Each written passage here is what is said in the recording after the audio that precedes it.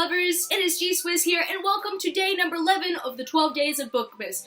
Not Bookmas. I'm not doing Bookmas, G-Swizz. This is the 12 days of G-Swizz. Guys, I'm having Bookmas withdrawals. I seriously wish I was doing Bookmas, but I couldn't because I have to pre-film everything because retail had me all the rest of the week. Today I'll be talking about my 11 most anticipated books of 2017. You can tell how hot and bothered I am. I meant to say 2018. Guys, this is my 5th video I'm filming today, and I'm dying. So this is pretty much self-explanatory. It says shelf-explanatory. Wow, that actually works. So I'm gonna go with my top 11. Let's do this. And just so you guys know, I'm gonna try to go in order of when they are published. And there are so many other anticipated releases that I could be talking about, but hey, for the sake of keeping the number, I'm just gonna talk about 11. So let's get started. The first book that I'm anticipating, at least on this list, for 2018 will be Iron Gold, which is the companion sequel to the Red Rising trilogy. I'm so excited for this. This one is literally coming out like in a month's time. What on earth? You guys have no idea how excited I am to read a Never Pierce Brown book, especially after I was introduced to the Red Rising trilogy. It was amazing, and I cannot wait to read this one. And there's another book that I'm anticipating in January that also has iron in the title, and that is Ironheart, which is the sequel to Valentine by Jodi McAllister. That's pretty much self-explanatory. It is a sequel to one of my favorite books of 2017, not 2016, my goodness. The next book I'm anticipating will be Grey Veil by Lynette Noni, which is the 4th book in the Medoran Chronicles. I was introduced to the series this year, finally decided to pick it up this year, and I loved it so much, and I cannot wait for the 4th book. Apparently the 4th book is the most tragic in the series, according to Jenna, my friend, who pretty much critique reads the series,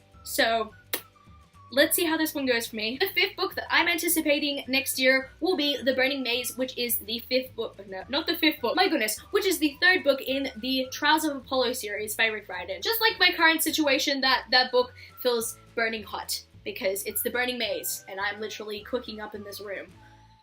Summer. The 6th book that I am definitely anticipating next year will be Warstorm, the 4th and final book in the Red Queen quartet. I almost said trilogy, but it's a quartet. I'm seriously looking forward to how this series ends, and I am hoping that it's going to be electrifying. The 7th book that I am anticipating next year, it's gonna be so exciting, will be Throne of Glass, Book 7. Like, that actually worked very well. I'm pretty much anticipating this one because this series has been one of my favorite series for years now, and it is finally concluding. I'm actually nervous about this one. It's scary to think that the series would have concluded this year, but it's concluding next year, and I'm terrified. I'm actually pretty happy that we spent another year without the finale of the Throne of Glass series, because it would have seriously hurt if we had nothing else left from now. The 8th book that I'm highly anticipating next year will be Warcross number 2, which is the sequel to Warcross. We don't have a title yet. I don't think we have a title yet, but yes, I think that will be coming out the same time it came out this year, which was like a week or two after Throne of Glass Book 7. I'm just curious to see how this duology is going to end. Of course, there's just one aspect that I haven't been liking about the first book, but I'm hoping that the second book kind of redeems it in a way, but I'm still pretty excited to see what happens in the second book. The 9th book that I'm anticipating next year will definitely be Renegades number 2, which is the sequel to Renegades, obviously. I don't even know if it has a title yet. Who knows, it might be Anarchist. I don't even know what the sequel could be, but I'm really excited for it because Renegades was one of my favorite books of this year. Like, seriously, man, I'm so excited. I honestly cannot wait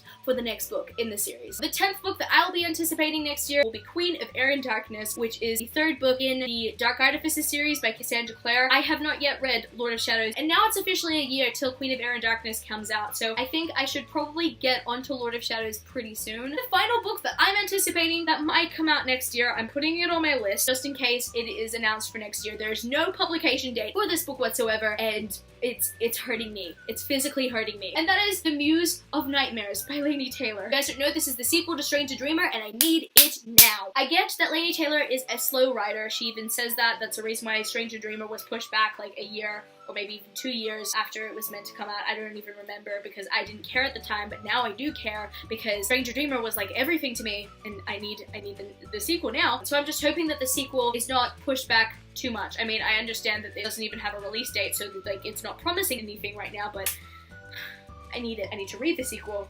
I need the sequel now. So that is going to be it for this video today, book lovers. You can follow me on my social medias. I'm at G-Swizzelbooks on Twitter and Instagram, and I'm also at Goodreads. That's www.goodreads.com/gswizzle. I love you, book lovers, and I will see you later.